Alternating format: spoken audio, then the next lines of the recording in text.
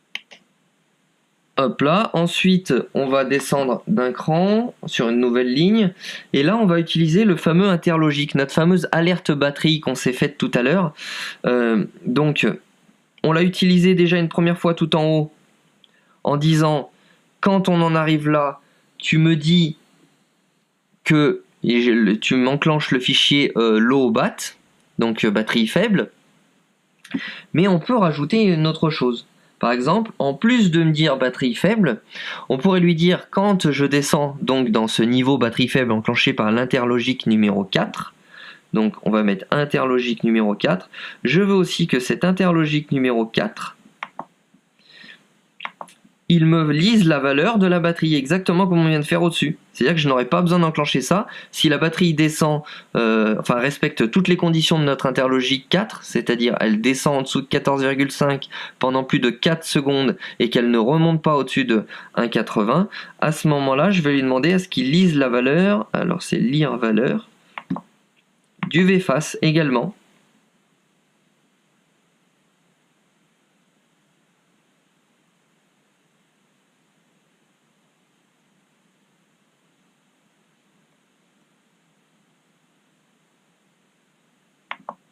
Hop là.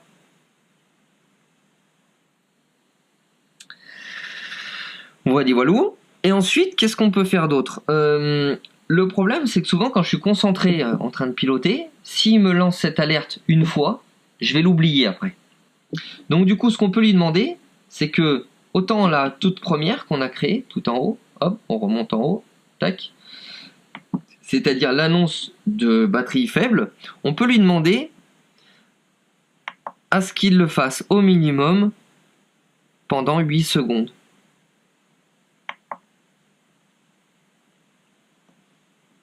Hop là. Donc chiffre 8. Et on va lui dire la même chose pour la lecture de la valeur. Lorsque justement on atteint donc ce seuil critique de batterie, je veux qu'il me lise aussi le voltage de la batterie pendant 8 secondes. Hop là, ça on peut pas le tester tout de suite, hein. Vous verrez quand vous aurez votre batterie qui descend et qui respecte toutes les conditions de votre L4, vous verrez la voix qui commence par dire attention batterie faible et ensuite qui enclenche la suite, c'est-à-dire 14,3 par exemple. Hop là. Une dernière chose qu'on peut faire, par exemple, qui peut être utile, c'est, vous vous rappelez-vous, hop là, donc on fait exit, là on revient sur l'écran principal, on a un compteur par exemple ici, et aussi on a ces histoires de sécurité au démarrage de la radio. Moi ce que je voudrais, c'est qu'en chaque changement de batterie, on puisse faire comme si j'avais éteint et rallumé la radio, sauf que j'ai pas envie d'éteindre et de rallumer la radio. C'est-à-dire que le compteur se remette à 0 et que on me demande de remettre tout en sécurité, c'est-à-dire les gaz à 0 et tous les interrupteurs dans la bonne position. Pour cela, on fait ce qu'on appelle une remise à 0. Et cette remise à 0, on a deux endroits où la faire. Soit on la fait dans la configuration de la radio. Pour ça, c'est un appui long sur la config radio.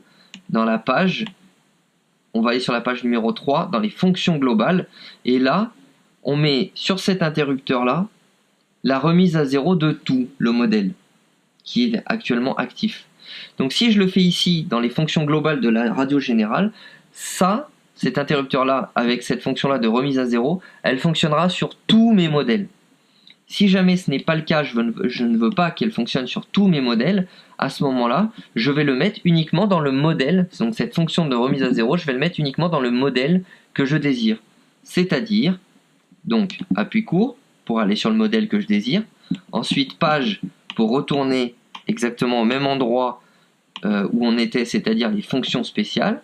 On va aller sur une ligne libre, hop là, et là je vais cliquer sur entrée pour activer, je vais enclencher, nickel, et donc quand j'enclenche cet interrupteur là, vous allez lui dire tout simplement que vous voulez une remise à 0, de quoi, soit que du chrono, mais moi je veux le chrono et les inters, donc je veux tout, et vous cochez la dernière case pour dire cette fonction est valide.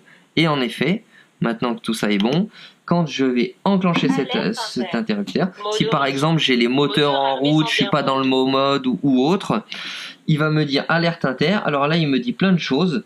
Il me dit qu'il y a des inters qui sont pas bons, des choses comme ça. Donc si j'enclenche cet inter, il va me demander par exemple Mode angle. de repasser en mode angle, Moteur de désarmé. couper les moteurs. Voilou. Donc moi cette ligne j'en ai pas besoin puisque je fais la même chose pour tous mes drones, donc j'ai mis ça dans les fonctions globales générales de la radio. Effacer. Et voilà, on en a fini messieurs sur cette partie-là. Aujourd'hui, on a fait le fail-safe, la télémétrie et les fonctions globales. Donc les fonctions globales, c'est le fameux petit truc qui va nous permettre de faire une alerte batterie un peu plus intelligente que la classique. Et ensuite, on a fait toutes les voies, les enclenches d'annonces et toutes ces choses-là. J'espère que ça aura été clair pour vous. Et je vous laisse donc attendre la prochaine vidéo qui sera donc sur... Alors la prochaine vidéo, il me semble qu'on va essayer de voir un peu plus en détail tout ce qui est les scripts LUA. Et on en arrivera à la fin. C'est un peu la dernière chose que j'aurai à vous apprendre sur la radio, entre guillemets. Donc ces scripts LUA, ce sont des petits logiciels qu'on va insérer dans la carte SD et que la radio va être capable, comme un Windows, d'exécuter. Et ces petits logiciels, notamment, il y en a un qui va nous servir grâce à la télémétrie, c'est-à-dire à la communication qu'on vient de faire entre la radio et l'AFC, de demander à l'AFC, par exemple, de changer les PID ou de changer les channels de votre VTX. Tout ça, ça fera l'objet du prochain tuto. Ciao!